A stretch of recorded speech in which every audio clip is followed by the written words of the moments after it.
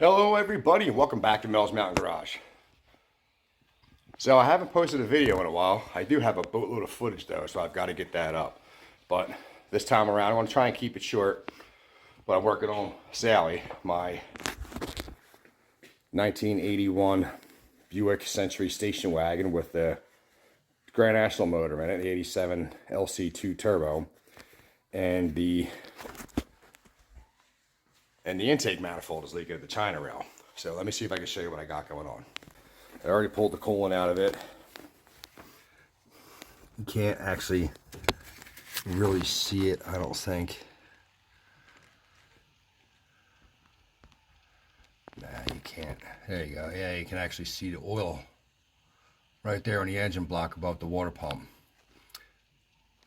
I cleaned that all down, fired it up. After revving it up a little bit, it just runs out and leaks. So I got to pull the up pipe off, nitrous solenoids, Monte Carlo bars, catch cans, freaking, some wiring cables and crap like that. And when I yanked it, I should be able to pull the intake manifold out as a whole. So we'll see how this plays out for me. Not much for time lapses. Oftentimes they get boring. So I'm not going to do a whole lot of time lapse on this though. I am just going to run through and keep stopping, show you where I'm at. Thus far I've got the up pipe, nitrous solenoids and everything off. Fuel pressure sender, module and the coil near plug controller. EGR solenoid. Hasn't been long, maybe 45 minutes or so. Do you see I've got the catch cans off, the bars, most of the wiring disconnected thus far. But what I did want to show you is, like, there's no oil in there, which is perfect because this is a TA49 turbo with a billet input bell.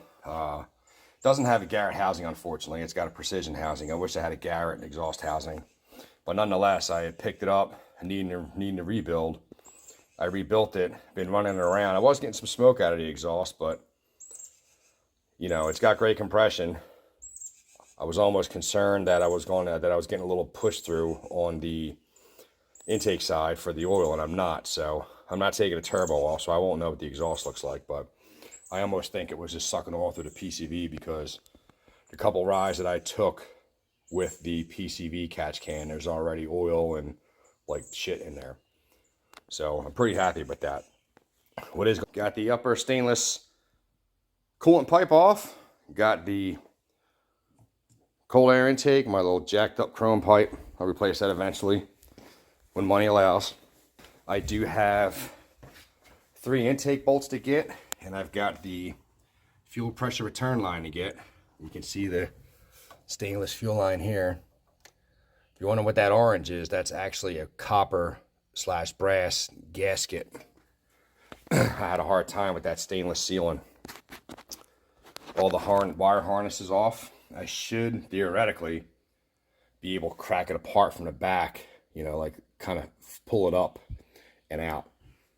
Oh, forgive me for a little bit as I had the camera at the wrong angle for all those other videos, but we're squared away here now, so let me see if I can get this mother fucker out.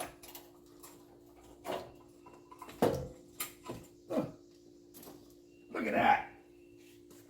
Oh, that's perfect. And for sure, I'm pretty sure that doggone valley pan was leaking in there. All right. Let's give you guys a look-see. So right there in that front China rear, well, I got that RTV. You see, like, it's the one not there. It was kind of running out right through there and falling all the way down and then leaking right on top of the block. So I'll clean all that out. I think I'd center punched this rail. I did. You might be able to see it years ago to hold it in there. I didn't use the right stuff though. I used this orange shit. The orange shit's okay, but I'll end up using the right stuff, getting it going. I got a brand new knock sensor in there, and you see how easy it is to get to now. So let me pull the gasket off and take a sneak peek in the lifter valleys. See exactly what, see if I can see what condition the lifters are, what the push rods are. I beat on it a little bit, not terrible. I've only got it at 22 pounds of boost, and it never sees more than 5,300 RPM, so it should be okay. But again, the long box got unknown miles. I picked it up used, but everything seemed good. I checked the lift on a cam with a dial indicator at the time. The only thing I did is I put valve springs, keepers, retainers, and seals. So the cam is, I'm assuming, stock. So I'll pull the valley pan off, the gasket out of the rest of the way, take a sneak peek in there. Okay, gave the lifter valley, lifters, camshaft, push rods, gave all that stuff a good solid once over. It's easy to look at the cam lobes and see if they're really wearing real bad. I mean, obviously, I ain't measuring them unless I take the rocker covers off, the valve covers off, but you can at least see if the metal's galled, if there's anything wrong with it. And they all seem to look good. Run the engine around. There was no loose push rods. It is a non-adjustable valve train, so, shaft mounted rockers, clamp them down. There is no latch to set. It's like that from factory, right? So they're all good. It didn't have any valve train noise before, so I really didn't anticipate any problems. I do believe, with like 90% certainty anyway, that the China rail is what was leaking. As I pulled the intake off, as you just saw, the RTV came right off of the rail. The RTV didn't adhere to the rail at all, so whether or not it slowly crept up over time, or that was my fault not cleaning it correctly, 10 years ago or whatever it was, and I had that intake off to do all the port work, it's irrelevant. I'll go down to my favorite Advance Auto, get some wherever super flammable brake clean, buy 5 cans of this shit, and scrub it down, make sure it's nice and clean, wire brushed, everything, and then I'll end up using the right stuff, it's called. That crap is awesome. Quick setup time, but honestly, I'll end up putting it all together, and I'll give it 24, 48 hours to set up. I've got 3-4 days of work. Today is Wednesday. You'll see it in a second or two, but for me, it'll be a couple days, and I'll start putting it back together. Well, I know I said it would be a couple of days. Maybe I'll edit this out. Maybe you'll see it. But I have the intake all cleaned up. And I just wanted to point a few things out. This is the OE fuel rail. I had lopped the fitting off. Got a steel AN fitting to go from 8 AN to the rail. So I can upgrade the line size. This car's got double pumps, 320 liter per hour Racetronics pumps. On the return side, I'm running the Bosch regulator, but with a billet aluminum cap that's adjustable. And on the bottom of it, I TIG welded on a 6 AN return. And as I said, that orange you see, that is actually a like copper or brass washer. Stainless steel don't like to seal terribly well. I also apparently had a slight coolant leak. I saw a trail down there, even though everything's damn near aluminum, the block's still steel, so you end up with rust. So I pulled it all out and used some Mega Lock. It's awesome. Never use Teflon tape again. So I got that guy all sealed up, have the intake all cleaned up, clean the China rails, clean the manifolds, went through a can of brake clean. I'm going to use a little bit more and get it going, and then my buddy comes back, maybe I'll get him to give me a hand, and I'm going to stab this thing on there. Back, I've got the new GM knock sensor in there. According to all the research that I could find, gmttype.org and the Turbo Buick forums and whatnot, it's 14 foot-pounds. So clean the threads, put the new GM knock sensor in there, torque down to 14 foot-pounds. And the only reason I changed it was at times I was chasing random knock. The downpipe doesn't hit anywhere. The RJC engine brakes maybe the cause of it, I'm not sure, but Yeah, the PCM pulls timing, and I'm just fearful of zeroing it out at spots because it's actually not even the same spot every time. It really is random. But that is a different story for a different time. So nonetheless, it's pulled out. Everything's cleaned up. I do have some right stuff. I only went through about a can of brake clean, acetone, wire brush. I mean, everything. Stupid fly. Sorry about that.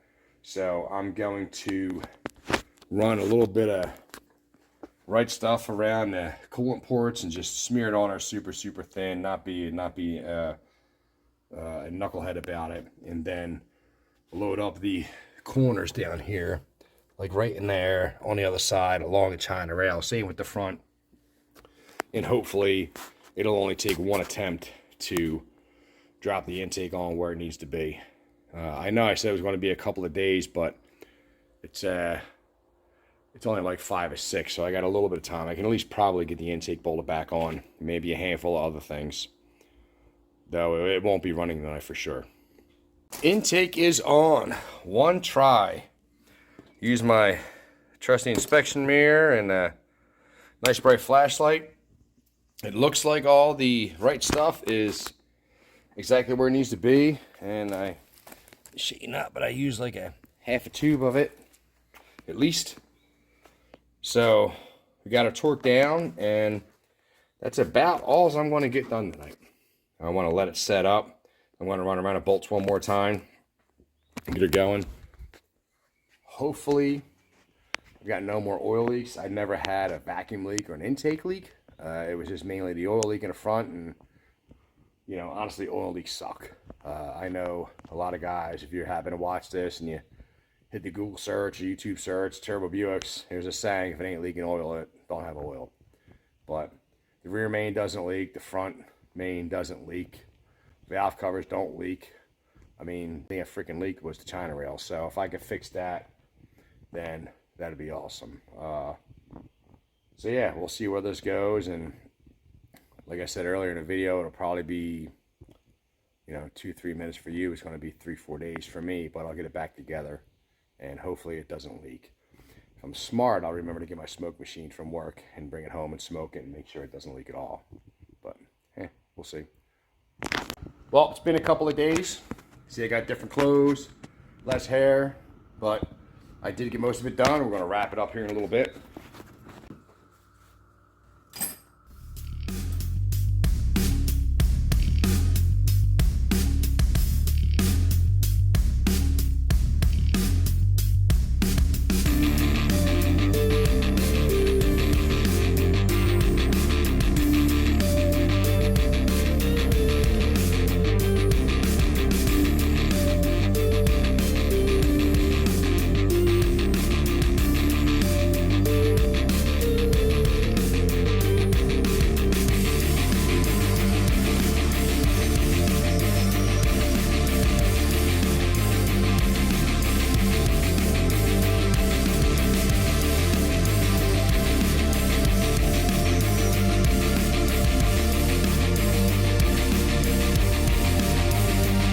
Leaks.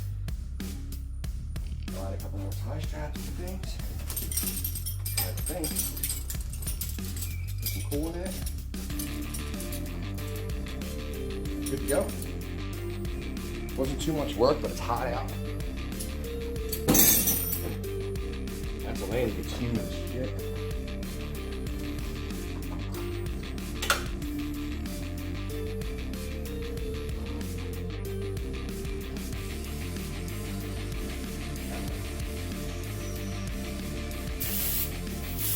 Even with all the aluminum radiator and everything, I get the blockers. Got rust, now you got additives in there. That's all built up in my pack.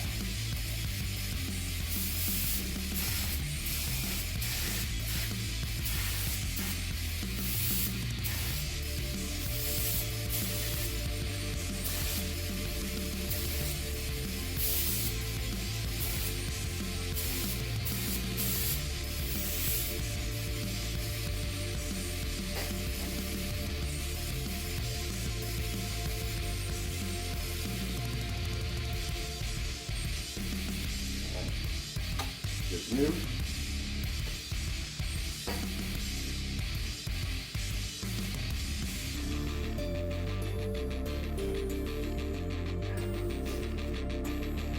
Put a little bit of coolant in it.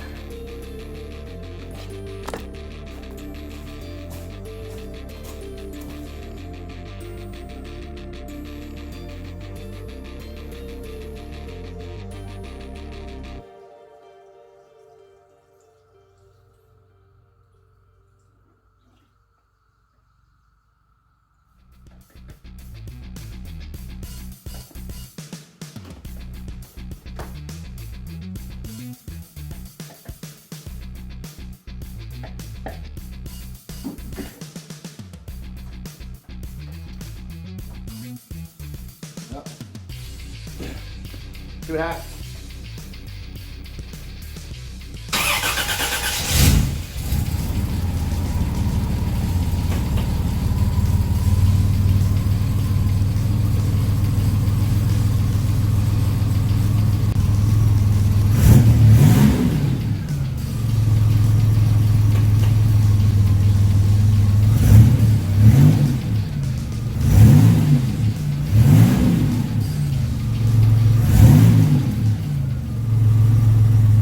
Well, after a little bit of runtime, letting the thermostat open, revving it up a handful of times, it appears that the leak is good. No coolant leaks, obviously, you know, I took it all apart. No fuel leaks, which I was concerned about with those stainless lines and B-nuts and sleeves. But more importantly, the front china rail doesn't appear to be leaking. Neither does the rear, though I have to put some miles on it and see. I used a bunch of brake clean to clean it all up. So I'll let it cool off a little bit, pull it outside. I got some energy greaser, try and get most of all the oil and all off, and I'm just gonna have to check it. Hopefully those leaks are good, and we'll see. You know, I gotta change the oil yet. I'm waiting on some Lucas hot rod oil to come in from Amazon. It's taken a good bit, but thus far all those leaks seem to be good. I've got a safety wire, a couple of vacuum lines so they don't blow off under boost, but that's it. So thanks for checking this out. Wasn't meant to be really a follow along or any kind of like time lapse. I don't know. I mean, trying different things out. Leave me some comments. Do you want to see time lapses? Do you want to just talk about what I'm doing and show you some pictures? I mean, that's up to you. I wanted to keep this one kind of short. And yeah, hopefully it's all good to go and it'll be off to the next project. I want to make a differential catch can. I should have another video up. I got to edit it when I did all the catch can installs. But all in all, hit the like, hit the subscribe. Thanks for checking out Mehls Mountain Garage. I appreciate it. And tell your friends. See you later.